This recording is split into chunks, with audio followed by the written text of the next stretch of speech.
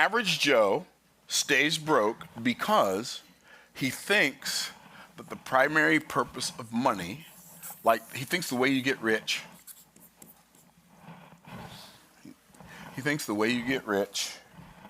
is cash accumulation. And so because, this is, by the way, this is what they taught us to do. Think about it. When you first started learning about money, what did they teach you to do with money? Come on, talk to me, somebody. Save it. You save it. So you save money. And by the way, rich people know that saving money is not a good idea, right? You don't, saving money, when you're saving money, you're saving something that's becoming worth less over time.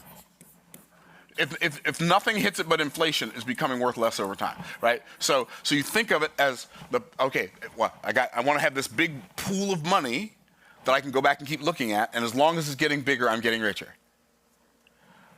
Well, I mean, that's okay, but it's better if you're not doing that, okay? So, but what if, instead of you viewing money as a pool to be viewed, instead of envisioning wealth as a big pool of money to be viewed, what if you looked at it as a tool to be used?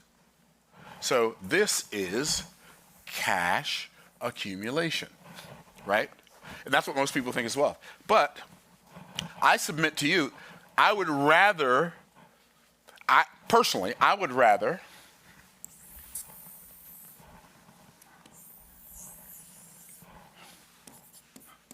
sure y'all can guess what that is. Lazy river. You're funny. Lazy river. See, there's one in every crowd, and today Ryan is both of them. Okay. So this is cash flow. Cash flow is infinitely more important than cash accumulation. I would rather have like massive cash flow and small cash accumulation, or none, than massive cash accumulation, no cash flow, or small cash flow. I would rather have massive cash flow. Now, if I could, this is such a cool concept. It's a cool concept because when you think about bodies of water, right? Or when I think about bodies of water, I think about a couple of different types of bodies of water. So we went to Israel a couple of times. I think we went in 2019, we went again in 2020, right? So one of the coolest things is when we went to Israel is like towards the end of our trip, we went down to the Dead Sea. And we stayed in, we didn't stay in the David Hotel the first time. We stayed in the David Hotel the second. I don't remember the hotel we stayed in. But what's really cool is when you stay at the Dead Sea, a lot of the hotels there, they have water that they pipe in from the Dead Sea into their pool, in their indoor pool. And it's like a flotation tank, right? So you can get in a swimming pool, and it's not a swimming pool. You can get in this floating pool, and you float. And when you get out, you just feel so invigorated from all the minerals. Okay, but nothing can live in the Dead Sea.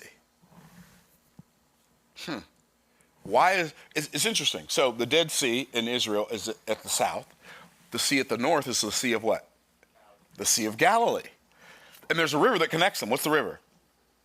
The Jordan River. Okay, stuff lives in the Sea of Galilee. We know that because the apostles were fishing in the Sea of Galilee, right? Stuff can live in the Jordan River, but nothing can live in the Dead Sea. Isn't that fascinating? Or am I just easily fascinated?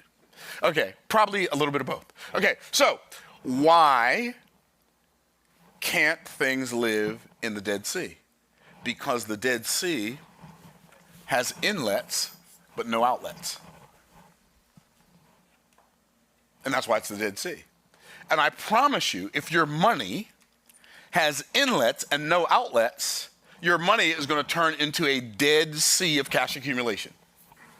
And I know a lot of people who have big cash accumulation, small cash flow, and they struggle financially. Why? Because all their money's tied up in a retirement account, or all their money's tied up for future use where they might or might not live long enough to use it. So cash flow is more valuable than cash accumulation. And if you can get cash flow and cash accumulation, that's better. But if I can figure out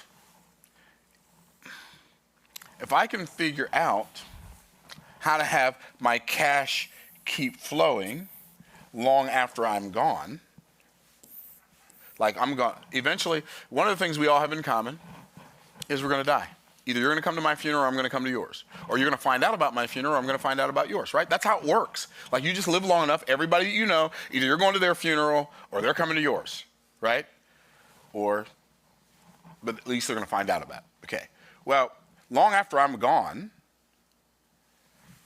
my objective is to have cash perpetuation.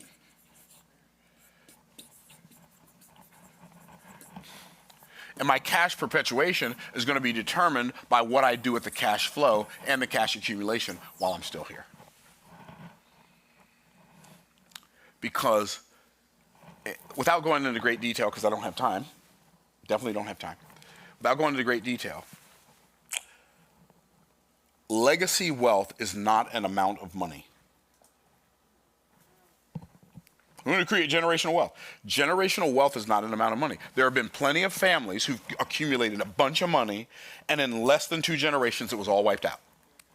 Like millions, tens of millions, hundreds of millions of dollars, just gone in 2 generations. Why? Because generational wealth is not an amount. Generational wealth is a system of cash perpetuation.